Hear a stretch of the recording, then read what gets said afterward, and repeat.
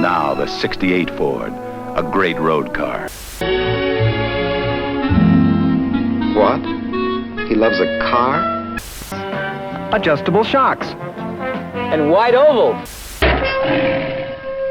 Your Ford dealers now. Mustang 1969. After World War II, America was on top of the world. In this post-war era, the United States experienced an unprecedented boom in the automotive industry. The 1960s in particular saw a surge in car ownership as more and more Americans were able to afford their own vehicles. General Motors, Ford, and Chrysler became the big three car manufacturers that dominated the market, producing almost 93% of cars sold in America. Ford played a significant role in that car boom, with the introductions of its Thunderbird, Falcon, Cobra, Fairlane, and many more. Arguably their most famous car, the Ford Mustang, was a game changer in the automotive industry. They created millions of economy cars, luxury automobiles, and power-hungry muscle cars just like the Mustang. As Ford grew and created more and more cars, it opened the biggest car manufacturing plant of its time right here in Mahwah, New Jersey. It produced over 6 million cars until its closing in 1980. During the 60s and 70s, this Mahwah assembly plant was a major driver in Ford's success, but as Ford Motor Company continued to thrive and expand throughout the 1960s, one of its dirty secrets from this manufacturing plant was literally piling up in the small town of Ringwood, New Jersey. Hidden away near the border of New York State lies a 500-acre historic section of mining industry in Ringwood, New Jersey. Within this large valley were millions of tons of iron, magnetite, and other ores, which were mined by many groups from pre-revolutionary times all the way up to 1907 when the mines closed. Not only was it mined by new settlers and eventually residents of these areas, but many of these mines were worked by the Lenape Nation, who lived in this valley for hundreds of years. This land has significant cultural and historical importance for the Ramapo natives, who were forcibly removed from their lands and relocated to the area that now constitutes the Ramapo Mountains in the 1700s.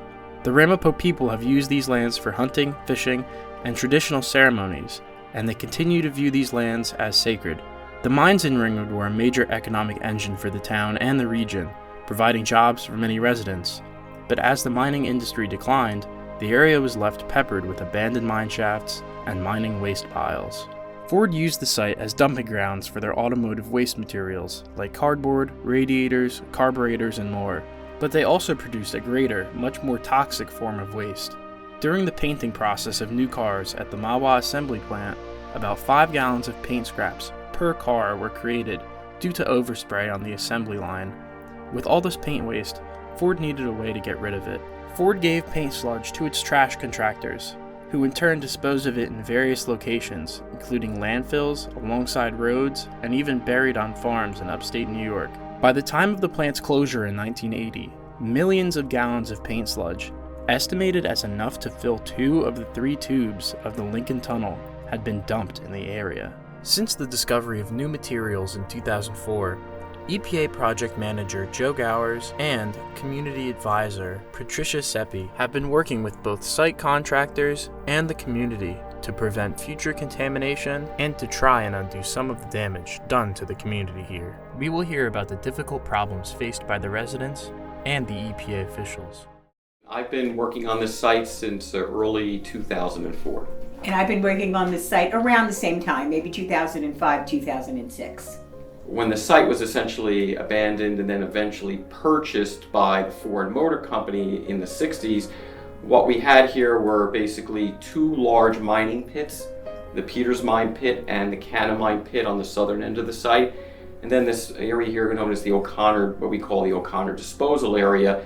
So when Ford purchased the property, they entered into a contract with a transportation company, a disposal contractor, who then started shipping general waste material from the Ford Mahwah facility to the site, and they were told or they were directed to discharge or to dispose of that material in those 3 areas of the site: the Peters Mine, the large Peters Mine pit, the Canna Mine Pit, and the O'Connor Disposal Area. Back when the site was first listed, I believe it was in 1984, there was an investigation conducted.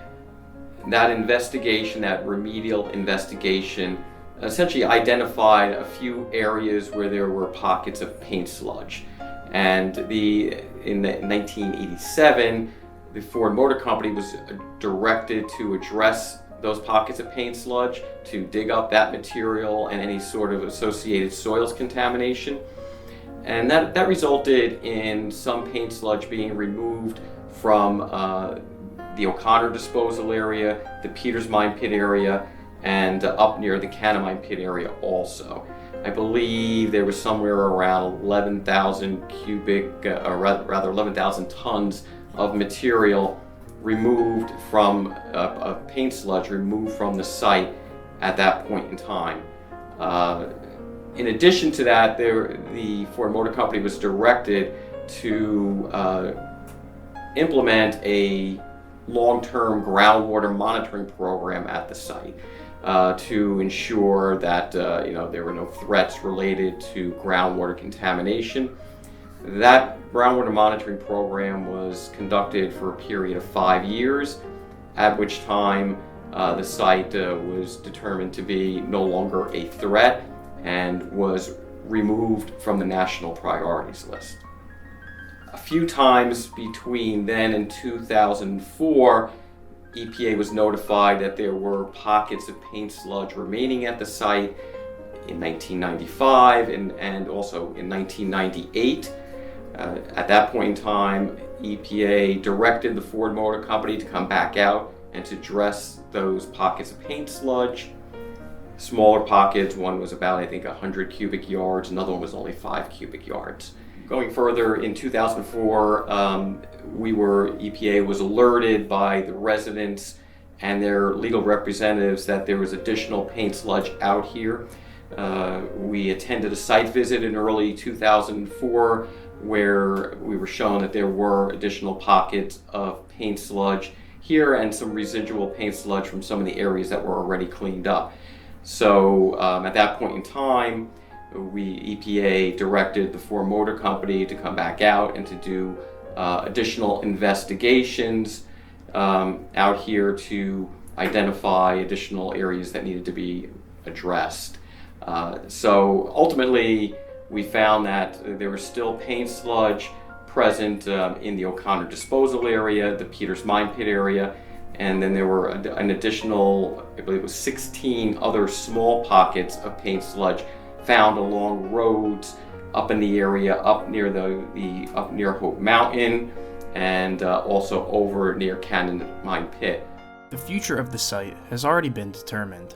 Numerous records of decision have decided what solutions are going to occur. Now, we'll hear what these measures are, and what they will do to the site in the present and in the future. Here is what we call a permeable soil cap.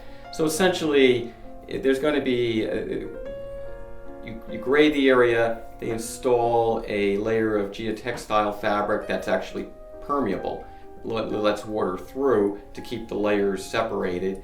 And then we put 18 inches of soil over that, and then 6 inches of topsoil, and then that topsoil gets vegetated. So it's really meant to cut off direct exposure to any of the materials that might be left in the soil there. It's not really designed to keep water from percolating through those materials, given the fact that we're really not seeing a lot of groundwater impacts here. Except up near Peters Mine, and the impact appears to be coming from the mine itself, not from the disposal area. I mean, right now, there are actually two components of cleanup, which we believe are going to be the last components of cleanup out here. One that we call Operable Unit 2, and that was what we were just discussing, the Peters Mine Pit, Canamine Pit, and O'Connor disposal areas, implementing that remedy, which is the capping of those 3 areas. 2 of those areas are essentially completed. The third area, the O'Connor disposal area, is the area where the recycling center is going to be constructed. That has been delayed, but we're hoping to have that component of the remedy completed by the end of this year. Now, the other operable unit, it deals with groundwater contamination that's related to the Peters Mine Pit area, the 1,4-dioxane that we had discussed before. For that remedy, we're just beginning the remedial design of that remedy, where we're going to try to basically degrade or knock out some of that 1,4-dioxane in groundwater coming off of the Peters mine. But instead of pumping water out and treating it, we're going to be pumping stuff in and treating the water, and then monitoring to see how effective that treatment is, and keeping an eye on that to make sure that conditions are getting better and not getting worse, which we clearly don't anticipate. So again, we're not going to be pumping, but we are going to be treating. That design, it's probably going to be mid-2025 before that design is completed, and then we have to implement the cleanup action. So that's going to be the component that's going to drag out towards probably the late 2020s, before at the earliest, before we see that remedy hopefully meeting or coming close to meeting standards. My name is Lad Bell. I'm at 16 Chris Terrace, which is approximately 6 miles from the Ford site. Ronald Reagan said, very good quote, "It's the government's job to protect the people, not run their lives." I can do a straw poll right now. Who wants a recycling center? Raise their hand. Who wants everything removed? Raise their hand. Done. Get it out. The people have to have a say. You were talking last meeting, and I don't need to pick on you. You guys are the messengers. I asked you, we need the guy that can make the decision. And I first of all, I'm embarrassed. I'm embarrassed myself because I've been a resident for 12 years, and this is the second meeting I've been to, and I have not been involved until now. I'm embarrassed to be an American citizen believing what I'm seeing, but this is how government. That report you gave us isn't worth the paper it's written on. I don't believe a word of it. Now, if 1,4-dioxane is in the Wanacue Reservoir, would you tell us? Of course. I would like the representative of Ford to come forward to answer a few questions. And I'm sorry, I forgot your name. Brian Bussa. He's been here before. I've seen him. Mr. Bussa, with regard to the sludge that was dumped 50 some odd years past at 3 sites, I might add illegally dumped, would you say it was true? Would you say that it may be true that it was intentionally dumped to save money? Then what was the reason why? It must have been intentionally dumped to save money because it must have been expensive to dispose of contaminated waste. What other conclusion can you come to? Statement. You didn't answer it. Okay. Number 2. Has anyone from Ford, its contractors, or any entity been criminally prosecuted to date for the illegal dumping of this contamination from any of these sites? Not that he knows of. Number 3. First, Ford dumped the toxic materials illegally and intentionally, in my opinion, to save money. Now they are going along with capping to save even more money. A double win. Doesn't make any sense. I made the comment once before. Mr. Mark Fields is the CEO of Ford. Within the last year and a half, he took over as CEO. He grew up in Paramus, New Jersey, and as I said then, he was playing with a Ford 150 pickup truck in the sandbox in his backyard, and now he's not doing the right thing for his home state. Take the message back, do the right thing, clean up the site in turn. No. Thank you. Since the cleanup has started, again after the 5th time, we've lost more people in the community. Me personally, I feel like like some days, like I feel like there is no time left. I think it could be years and years and years from now, and probably myself and maybe many more in the community will never see the cleanup. It's probably going to be many years, but at least a dialogue is open, and it's and it's funny because I always think of what Jay says, and I find myself, I could sit with anybody with, I don't care what type of degree they got, I don't care if you could throw a fake one at me, and I'll come back at you with something. So it just amazes me how intelligent that we really are. You know, not that I've ever thought that we weren't, but it's just that we never got a chance to participate and prove. You know, like when you see that you hold your own with the Ford executives and the scientists and EPA, and you know, nobody can pull the wool over your eyes. It's a feeling of strength and power, and also It's a feeling pride. pride. It's proud a pride yeah. because, again, it's something I never had. From a political side and a governmental side, this is the government game that's been played forever, you know, but it's like, you know, we know there is more than a want for industry, there's a need.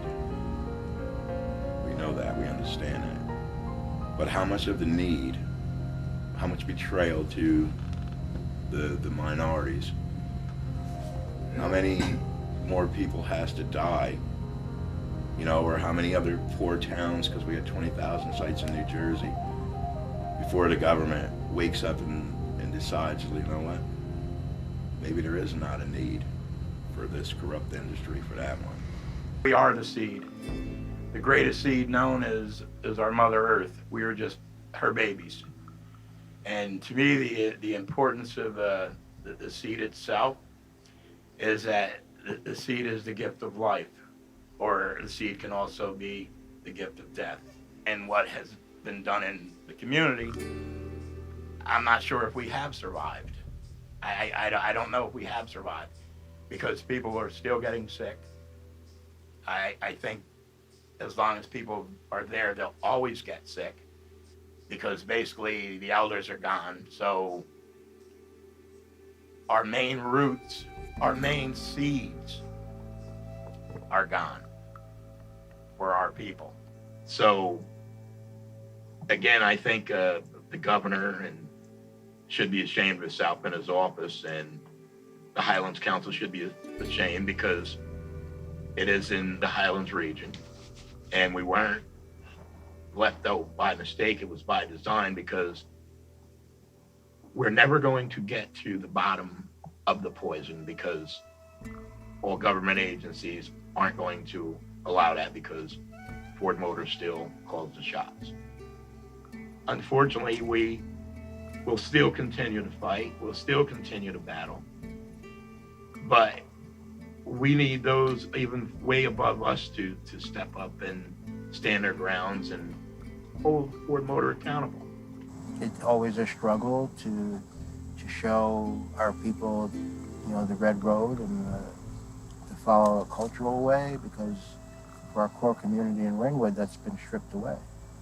You know, we've lost that from the loss of our elders. Looked around one day and there was no elders, there was no old people. And I remember when I was little that there was old people and there was older people. And those older people are what we lost first. So the Ford people, they knew what was there, right? And then Ford goes and buys, under the guise of Ringwood Realty, 900 acres of land in Ringwood, New Jersey. They tried to remove 800 residents, Turtle Clan members, from that area. And there was public outcry. And again, right, all these years later, where are you going to relocate this community? And what they wanted to do was build, basically, back then it was like a $50 million community. It was self-contained for all the executives and everything of this Ford Motor Company. So 39 miles outside of New York City, right? And they're hobnob with the stars, you know, and all the power. And when they lost the bid to remove us, it was in 1964, not in 1967. And they commenced almost immediately, it was like within a month or two, they commenced dumping Ford toxic sludge everywhere. And they were so smart with their eugenics, right? It's genocide. There's no two ways about it. And it's corporate genocide, and it's murder, and it is something that is embedded and been that way for a very long time. You know, they would take and dump paint sludge, most toxic chemicals in there. And then they would bring old alternators, you know, things that were of value. And what do you think happened? Right in there. They might as well have shot it in our veins and taken out our blood.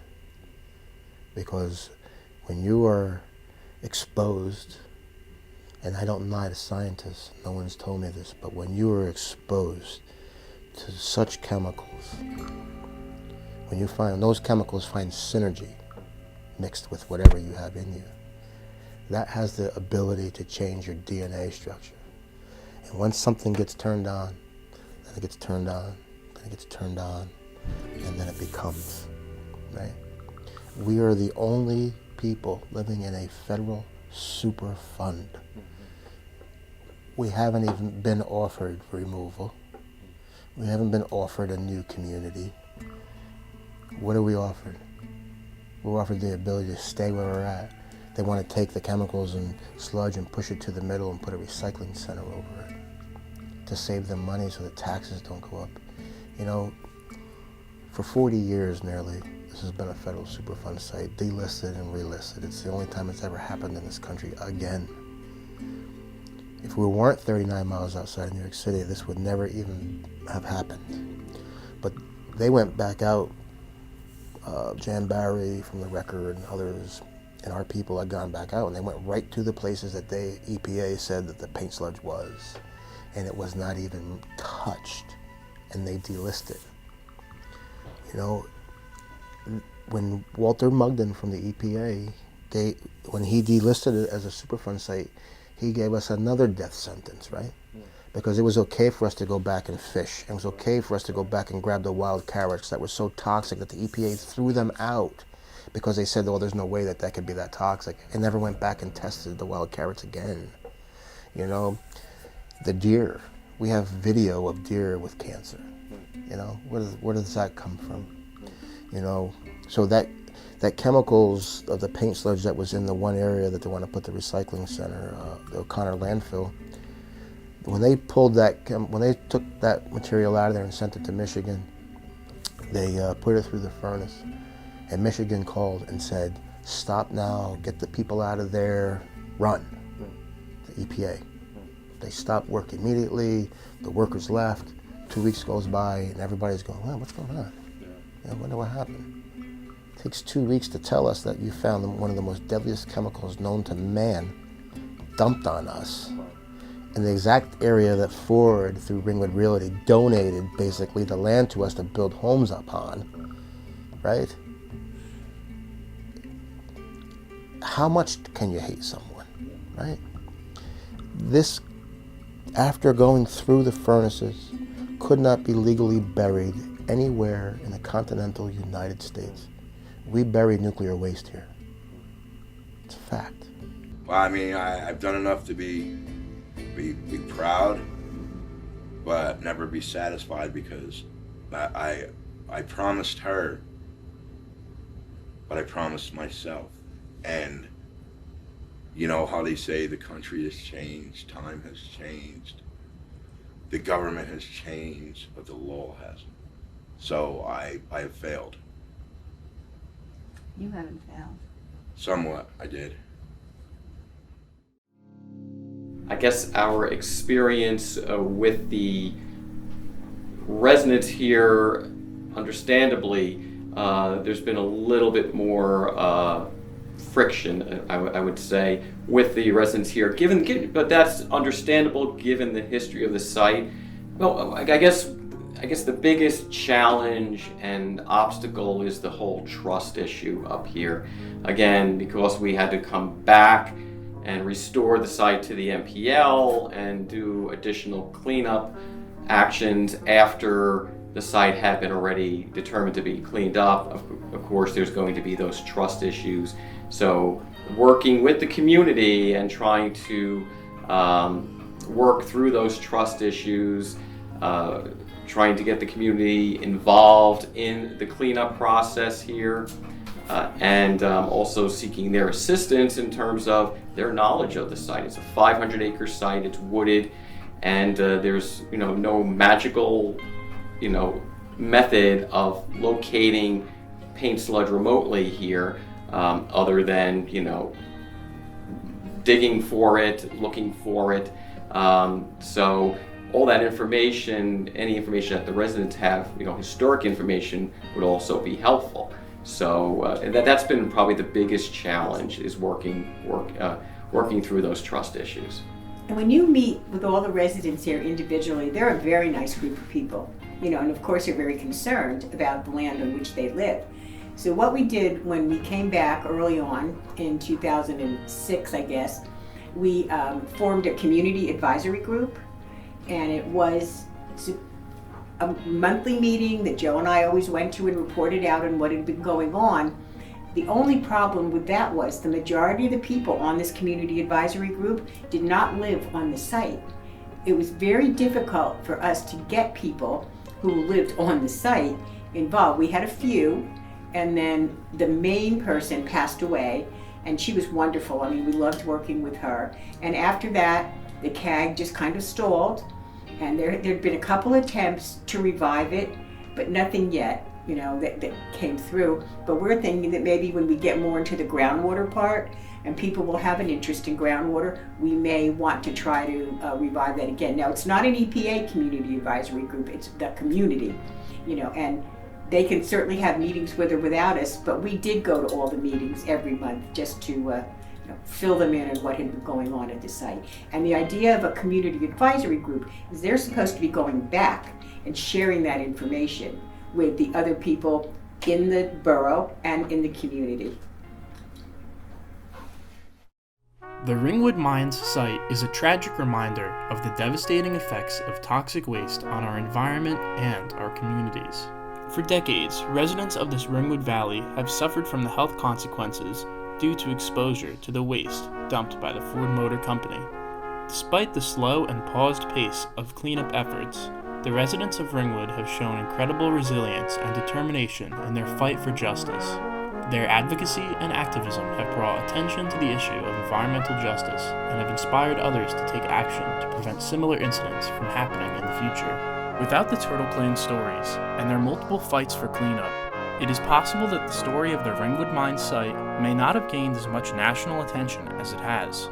The media coverage and public outrage over the issue were largely driven by the stories and experiences of the residents, who were willing to share their personal struggles and fight for justice. There are countless communities across the country and around the world that are impacted by toxic waste and environmental degradation, often with little to no attention or support from the government or the media. One thing is for certain, we must hold all corporations accountable for their actions and make sure that the health and safety of our communities and environment are never compromised for the sake of profit. It begins with a corporate conscience, a determination to reduce industrial waste pollutants,